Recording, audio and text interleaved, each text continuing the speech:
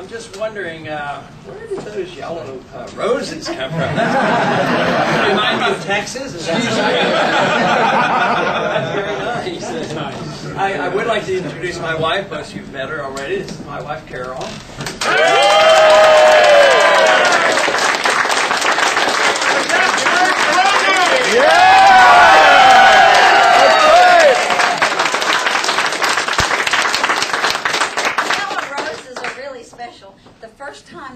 Sworn in way back in the 70s.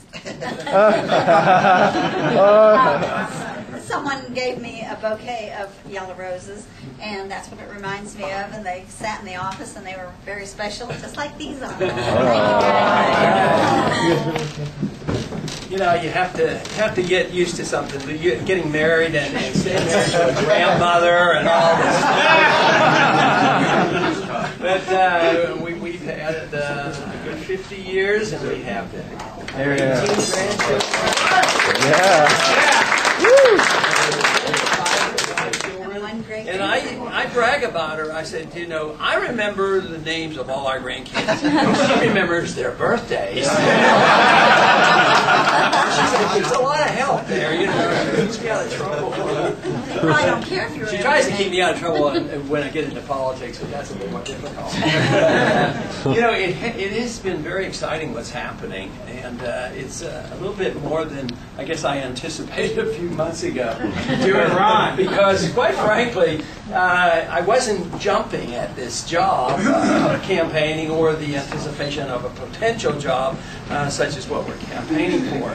And therefore, I was unconvinced. I was unconvinced that, and I've always been the cynic. She's been more the optimist. And I would always say, nobody cares. They don't want to hear me. They don't want to hear about freedom. No. You know, and I did that even in the early 70s. And she said, well, why are you going to do it? I said, I just want to get off my chest so I feel better.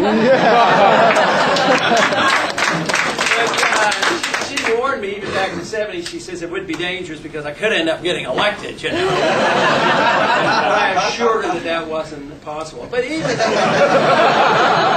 10 months ago, you know, I kept saying, you know, you need a philosophic foundation for any significant change in the world.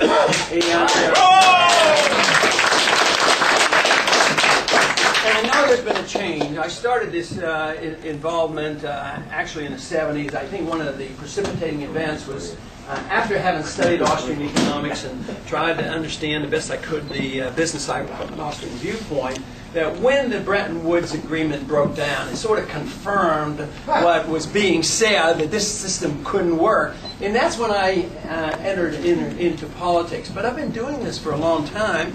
And I always thought my role should be quietly state what I think is right, tell the people exactly what I'm going to do, get elected and actually do it, and then get reelected to confirm and try to at least leave a message there, and people could say, well, you can do certain things and you get reelected, and just leaving a record I thought would be the goal.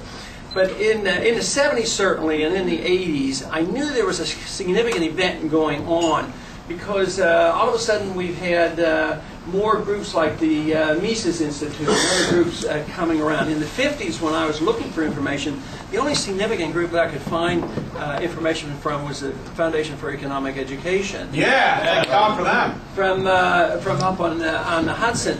And Leonard Read was a big influence on my life, and I'm absolutely convinced that you have to change people's mind, you have to have an intellectual foundation in order to change things. So right. I wanted to always participate in that, and there has been tremendous changes.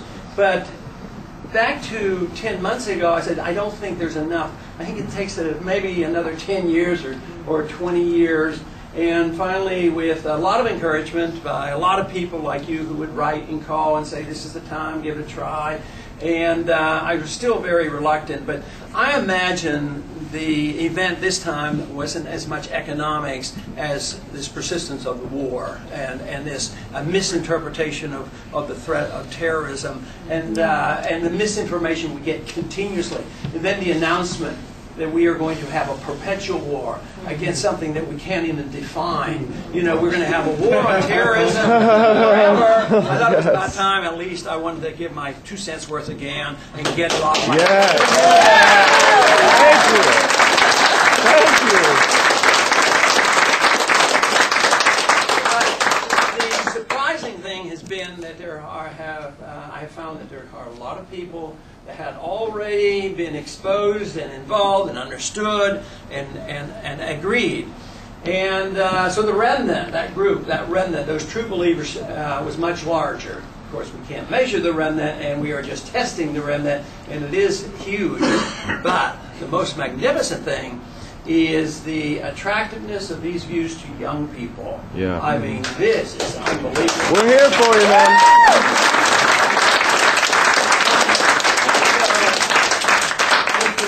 Young people now being very receptive to these views, the remnant being a lot larger, those true believers that have been around a long time, along with the fact that the country is really at a crossroads, at least philosophically, because you know, we've had tough times in the last century. We had 2 world wars. We had a massive depression. You can't say that conditions are worse. Conditions aren't worse. Right.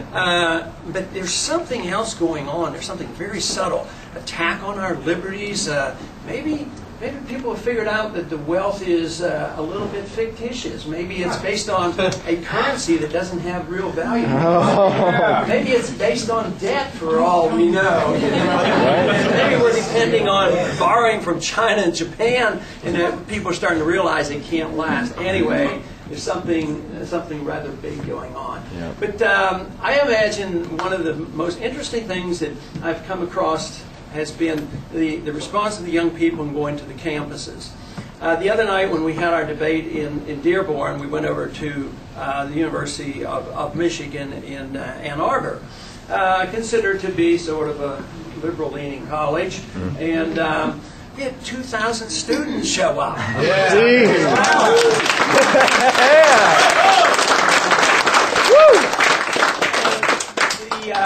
Of course, the monetary issue has been one of my main interests over the many years.